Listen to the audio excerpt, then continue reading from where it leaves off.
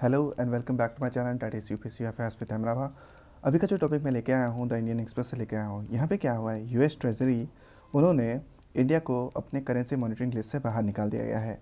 ये तब हुआ जब एक दिन सेक्रेटरी ऑफ ट्रेजरी जिनका नाम है जेनेट येलेन यूएस का, ये आए न्यू दिल्ली में और बातचीत किया हमारे फाइनेंस मिनिस्टर निर्मला सीतारमण से। तो इसको मैं ठीक से एक्सप्लेनेशन करूंगा, लेकिन एक्सप्लेनेशन से पहले मैं पूछूंगा एक सवाल। तो सवाल ये है, the constitution of India provides for an election commission under article, पहला option 3-1, second option 3-2, third option 3-3 और लास्ट ऑप्शन 3-4। इसका जो आंसर है आप सोच के रखिए या फिर आप कमेंट में लिख सकते हैं, लेकिन मैं इसका सही आंसर दूंगा वीडियो के लास्ट में। तो अभी चलते हैं एक्सप्लेनेशन की तरफ। तो इसको एक्सप्लेन करने के लिए मैंने सहारा लिया है वाजिराम एंड रवि का। तो यहाँ पे देखो टॉपिक क्या लिख के रखा हुआ है। यहाँ पे लिख के रखा है करेंसी मॉनिटरिंग लिस्ट। तो US department of treasury recently उन्होंने इंडिया और साथ ही साथ जो देश हैं इटली, मैक्सिको, थाईलैंड, वियतनाम, उनको करेंसी मॉनिटरिंग लिस्ट से बाहर निकाल दिया गया है। और ये कि सारे के सारे कंट्री थे यूएस के मेजर ट्रेडिंग पार्टनर्स, राइट। ये जो ट्रेजरी डिपार्टमेंट है यूएस का, ये क्या करता है, ये क्लोज अटेंशन यानी कि अच्छी तरह से देखता रहता है कि जो दूसरे कंट्रीज़ है उनका करेंसी प्रैक्टिसेस क्या क्या है और साथ ही साथ उनका मैक्रो इकोनॉमिक पॉलिसीज़ क्या क्या है।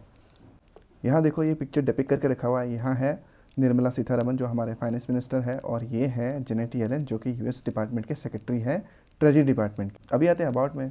तो अबाउट में क्या बोल के रखा है, बोल के रखा है कि इंडिया लास्ट 2 ईयर्स से इस लिस्ट में पड़ा हुआ था। जैसे कि हो गया China, Japan, Korea, Germany, Malaysia, Singapore, Taiwan. ये जो 7 कंट्रीज़ है, ये जो 7 इकोनॉमिक कंट्रीज़ है, इसको अभी भी करंट मॉनिटरिंग लिस्ट में डाल के रखा हुआ है। अब नेक्स्ट पॉइंट पे आ जाते हैं। कंट्रीज़ जिनको रिमूव किया गया है इस लिस्ट से, उन्होंने सिर्फ 3 में से एक ही क्राइटेरिया को पूरा किया है, वो भी 2 कंसेक्यूटिव रिपोर्ट्स में। अभी आते हैं करेंसी मैनिपुलेशन में। तो यहाँ क्या बोल कर रखा है, trade facilitation and trade enforcement act 2015 US का, ये क्या बोल रहा है ट्रेजरी डिपार्टमेंट को कि ट्रेजरी डिपार्टमेंट तुम एक काम करो, एक रिपोर्ट बनाओ और कांग्रेस को पेश करो हर 6 महीने में, अगर कोई कंट्री अपने करेंसी को मैनिपुलेट करता है ताकि एक ट्रेड एडवांटेज यूएसए के ऊपर ले सके।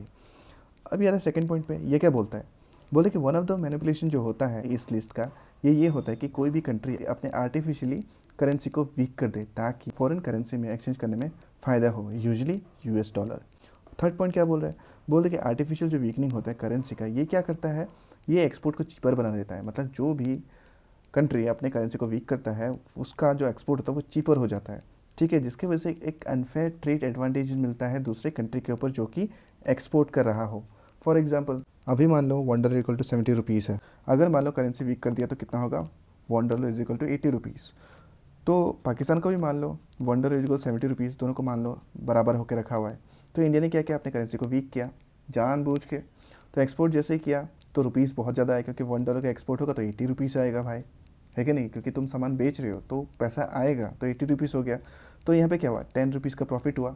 ये बार बार एक्सपोर्ट करो तो बार बार 10 करके आता रहेगा पैसा, तो पैसा इकट्ठा हो जाएगा। उसके बाद इंडिया क्या करेगा, 80 रुपीज़ से डायरेक्ट शिफ्ट करेगा 70 रुपीज़ में, बोला कि मेरा रुपीज़ स्टेबलाइज हो गया है, तो 70 रुपीज़ में ये ट्रेड करेगा। तो क्या होगा, तब हमको इंपोर्ट करने में ज़्यादा प्रॉफिट होगा, क्योंकि बोलो क्योंकि 10 रुपीज़ अगर 30 रुपीज़ का तुम अलग से खरीद सकते हो ना। तो ये होता है करेंसी मैनिपुलेशन। अब आ जाए क्राइटेरिया के ऊपर। यहाँ पे देखो क्राइटेरिया, तो यहाँ पे बोलकर 3 क्राइटेरिया यूएस ट्रेजरी डिपार्टमेंट में रखा हुआ है ताकि एक कंट्री को अपने वॉच लिस्ट में डाल सके, यानी कि करंट मॉनिटरिंग लिस्ट में डाल सके। तो पहला क्राइटेरिया, सिग्निफिकेंट ट्रेड सरप्लस होना है यूएस के साथ, एटलीस्ट $20 बिलियन 12 मंथ्स में होना चाहिए, और लार्ज करंट अकाउंट सरप्लस होना चाहिए, एटलीस्ट 2% जीडीपी 12 महीने में। तो तीसरा क्राइटेरिया देखते हैं। तो तीसरा क्राइटेरिया क्या बोल रहा है, बोले कि परसिस्टेंट यानी कि लगातार वन साइडेड इंटरप्शन होना चाहिए। मान लो जब एक कंट्री फॉरेन करेंसी को खरीदता है, at least 2% of their GDP over 12 month period लगातार, या फिर अगर 12 महीने लेते हैं उसमें से अगर 6 महीने में ये कि 2% ऑफ देयर कंट्री जीडीपी में ये फॉरेन करेंसी खरीदता है, तो उसको एज अ थर्ड क्राइटेरिया मान लेते हैं। कोई भी कंट्री 3 क्राइटेरिया में से 2 को अगर फुलफिल कर लेता है तो फिर वो डायरेक्ट वॉच लिस्ट के अंदर आ जाएगा और यूएस उसको अपने निगरानी में रख लेगा। ये तो था एक्सप्लेनेशन। अभी आते हैं क्वेश्चन की तरफ। यहाँ पे जो करेक्ट आंसर है वो है ऑप्शन डी 3-4। ये डील करता है इलेक्शन कमीशन के साथ। 3-1 क्या होता है, ये डिलेक्शन करता है पीएससी। पीएससी का मतलब है पब्लिक सर्विस कमीशन। ये पीएससी का फंक्शन के ऊपर डिपेंड करता है। और ये 3-2 ये डिपिक्ट करता है किसको, ये पीएससी के एक्सपेंस को डिपिक्ट करता है। तो ये रिलेटेड है 3-4। तो अभी तक के लिए इतना ही। अगर मेरा कंटेंट आपको अच्छा लगता है तो please like, share, subscribe and thank you very much for watching my videos.